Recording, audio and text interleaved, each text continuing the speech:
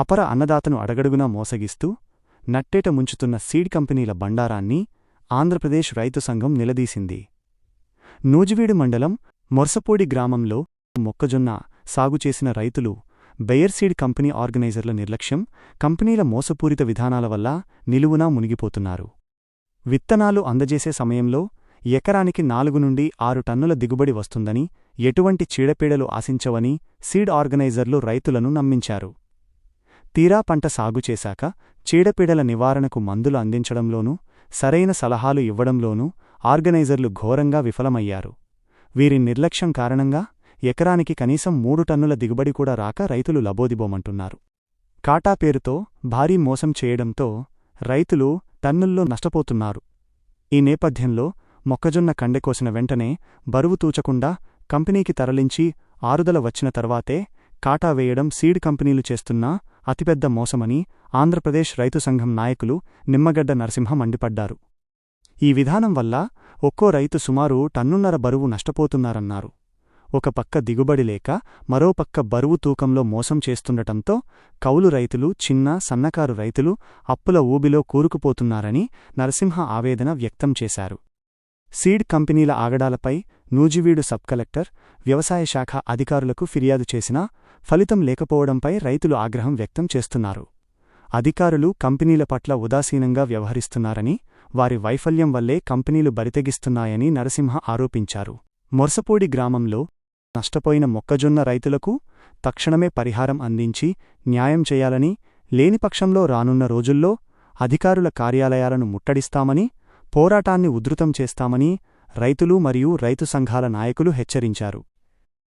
ఆంధ్రప్రదేశ్ రైతు సంఘం నూజివీడు మండలం మొర్సపూడి గ్రామంలో బేయర్ కంపెనీకి సంబంధించిన సీడ్ ఆర్గనైజర్లు ఆ గ్రామంలో 100 ఎకరాలకు పైగా సీడ్ ఇచ్చారు.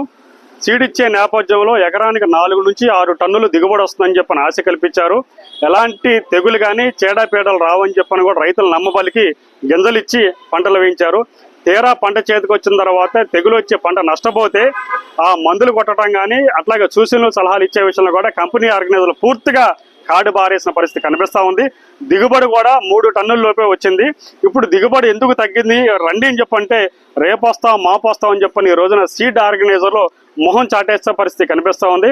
మరో పశ్చిమ మోసం ఏంటంటే ఈ మొర్సపూడి గ్రామంలో కాకుండా చుట్టుపక్కల అనేక గ్రామాల్లో సీడ్ కంపెనీలు ఆడుతున్న ఒక పెద్ద అవినీతి అక్రమం ఏంటంటే మొక్కజొన్న కండి ఇరిసిన రోజున ఏదైతే బరువు వస్తుందో ఆ బరువును మాత్రమే కొలబద్దగా తీసుకోకుండా ఈ పంటని కంపెనీకి వెళ్ళిన తర్వాత ఆ రోజున వారం అయినా 10 రోజులైనా 15 రోజులైనా ఆ బరువునే కొలబద్దగా తీసుకొని రైతులకి పేమెంట్ చేసే పరిస్థితి కనిపిస్తూ ఉంది. దీంతో ఒక్కొక్క రైతు టన్ను నుంచి 1.5 టన్నుల వరకు నష్టపోయే పరిస్థితి కనిపిస్తూ ఉంది.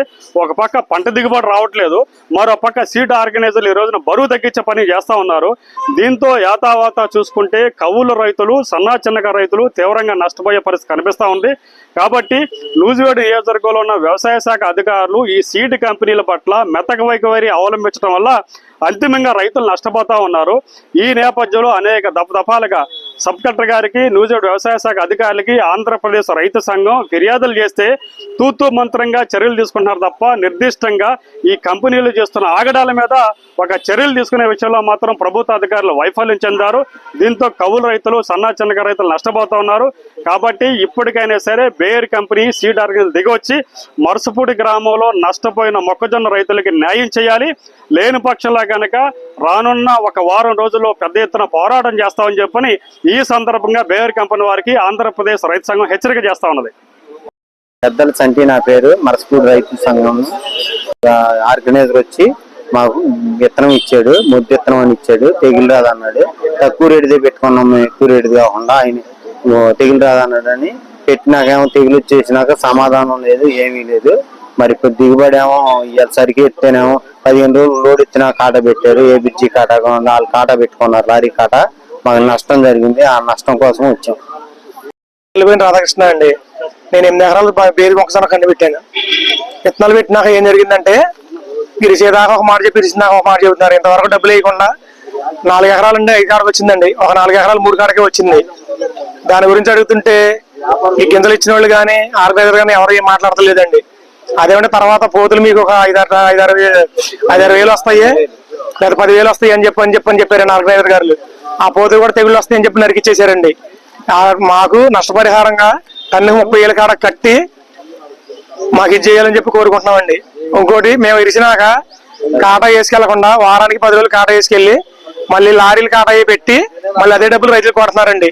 మా టాటర్ ప్రకారంగా డబ్బులు కొడతలేదు.